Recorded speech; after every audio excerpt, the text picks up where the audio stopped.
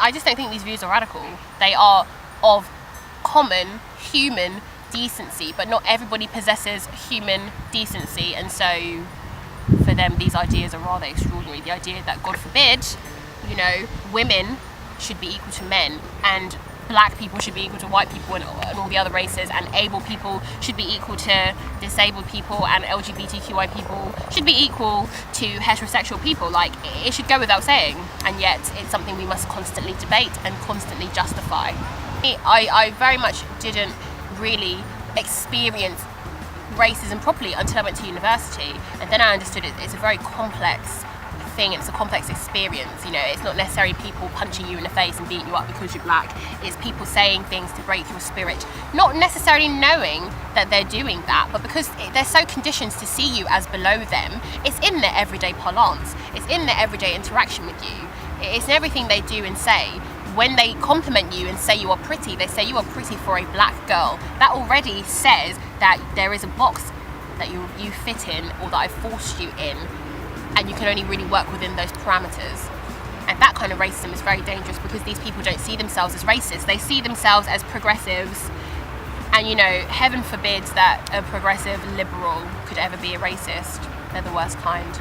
I was very much made to understand that I'm a black person, because it was something that was always drilled into me. They made jokes about the way I spoke about everything. My name isn't particularly difficult, Siana, but you know, they made stupid jokes like that, and like, you know, comments about beauty and things that I didn't fit into, and just, there were so many things. It's actually quite exasperating to begin. I don't know where to end.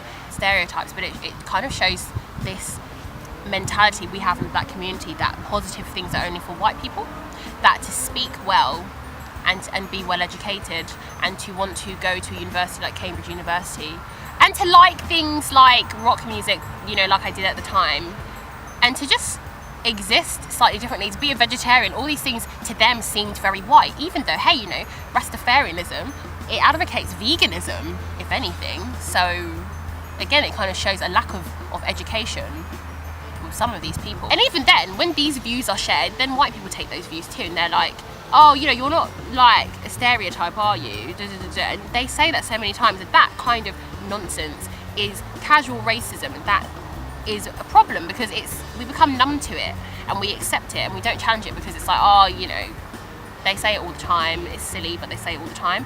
And yeah, it's really hard to be fighting every battle it is, you know, even I get tired, and you pick your battles, but it is a constant kind of go between ideas of what you should be. And that's why I say, Audre Lorde said it, you have to know who you are, otherwise other people will tell you who you are. And yeah, it starts with the education you have at your home, from your parents, and then the education you go and find out there yourself, you know, in the circles that you move within. And yeah, it's really important. I think, you know, the time you know you've kind of made it is when you can look in the mirror and see yourself exactly as who you are, and that can take a lifetime. Kept on being asked was if I am manageable, and I was so deeply offended, because to me that translates as, can we control you, you know?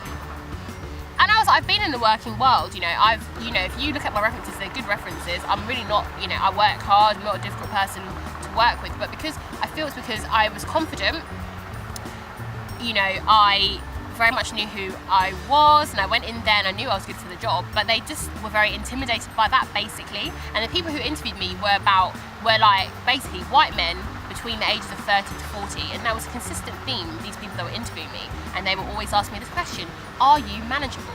Like I'm some kind of animal. Just kind of that, you know, the whole idea of stereotypes being damaging, they obviously come from an element of truth, but the way they caricature human beings, the consequences are very deep-rooted. I think one stereotype I hate the most, and one that I think is often put on me, is like the angry black woman stereotype, and its variations, its many variations. This idea that black women have got attitude if they stand up for themselves. Black women are too sassy, they're difficult to deal with, uncontrollable, all these things. So when you express yourself, you are almost punished for doing so, and that's how I felt often, actually, that I'm kind of punished. People, you know, will assume that you're mad. And actually, let's face it, there's a lot to be angry about. You know, there is a lot to be angry about, quite frankly, and I have every right to be angry. But you know, I'm not angry every day. But yeah, I just hate the angry black woman stereotype. I think it serves to keep oppressing us, and it serves to put a stereotype out there. History, you know, at the end of the day, it's written by the winners. And so you have to write yourself back into history, because now is the time to do it. We have the power to do it, and we must. It is our duty to ourselves and to our future generations.